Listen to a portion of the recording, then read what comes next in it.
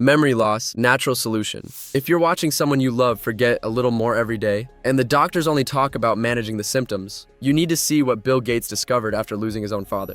My grandfather taught me how to fish, how to change a tire, and how to shake a man's hand while looking him in the eye. He was the kind of person who walked into a room and everyone knew he'd arrived. Not because he was loud, because he had presence. He practically raised me on his own after my dad left. Picked me up from school, made dinner, sat with me on the porch, and told stories from his younger days like they were movies. I knew every story by heart, but I never interrupted because the way he told them was better than any movie. But 2 years ago, he started telling the same story twice in one night. I didn't say anything. I pretended it was the first time. The next week, it happened again and again. Then he started mixing up names. Called me by my father's name, sometimes by his brother's name, the one who died in '87. I kept pretending everything was normal. I think that's what we do. We pretend. Because as long as we pretend, we don't have to face what's happening. But there was one night I couldn't pretend anymore. We were having dinner at his house. Me, my mom, my wife. Food he made himself, like always. In the middle of dinner, he stopped, looked at me, and I saw something in his eyes I had never seen before. He was trying to remember who I was. It wasn't that he forgot. It was worse. He was fighting to remember. I saw the effort. I saw the shame cross his face when he realized it was taking too long. He played it off, made a joke, changed the subject.